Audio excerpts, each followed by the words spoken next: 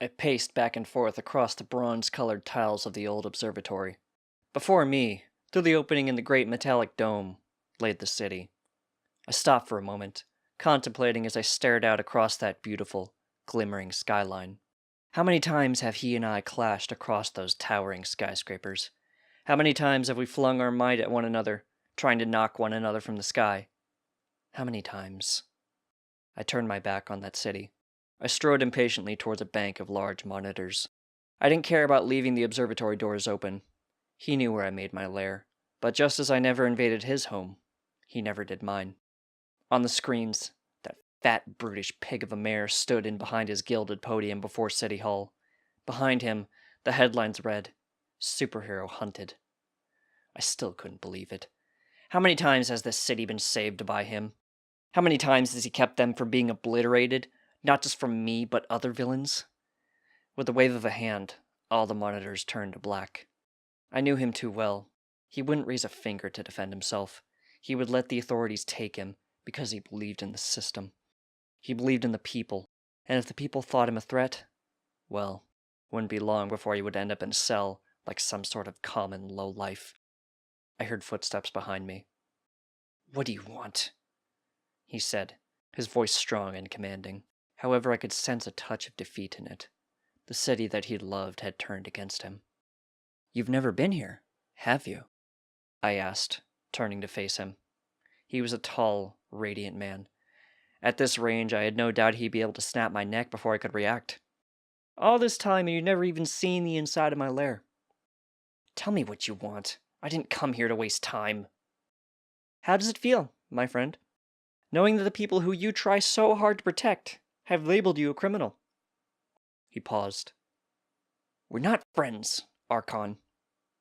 "Please, don't use that name now. Save it for the reporters, John." He stiffened. Of course I knew his real name, just as he knew mine. He never expected that I'd use it, however. "Fine, Will. We're still not friends." "Are we not, John?" I flung a hand towards the monitors, and they all burst to life, each screen showing a different scene, but all had one thing in common. We were in all of them. He stared at all of them in turn. "What is this? How many times have we fought? How many times have we met?" "Too many to count." "How many people have stayed with you through all these years? How many people are still with you?"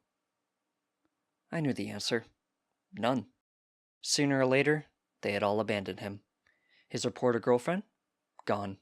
The commissioner that had helped him start off? Shot by some faceless goon. His mother? Cancer. Father? Old age. He had no one. "What do you want to say? Just spit it out. I don't have time for this." "Oh, I know. You're going to turn yourself in, aren't you? You're going to land on the steps of the police station and let them haul you off. But I can't let that happen." "What?" He wasn't expecting that. The immovable man, taken aback. "You and I have known each other for so long. I can still remember the first time we met, at the steps before City Hall." He chuckled, a mountain rumbling. "You had the mayor over your shoulder.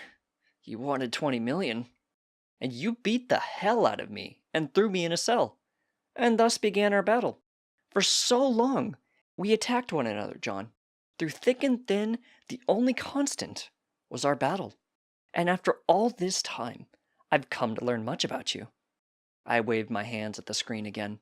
Pictures, slices of his life, appeared on screen. Him, as a normal man, getting coffee. Him getting in a taxi. The outside of his house. Him and his ex-girlfriend at dinner. He stared impassively at the photos. "You and I, John," I continued, "are the only things we have now. I've come to realize that each time we fought, I wasn't trying to kill you. I need you in my life, John." "What are you saying?" "My God, man, are you deaf? Without you, what do I have left? This lair? This costume? It's nothing. You and I are alone, save for each other.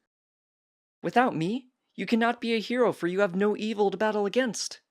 With you, I cannot be who I am. We're the only friends we've got, John, and I cannot let these fools take you away. What do you mean to do about it? He sighed. This new mayor has just been elected, correct? Yes. Well, seems I'm overdue to welcome into our wonderful city. If only there were someone to stop me.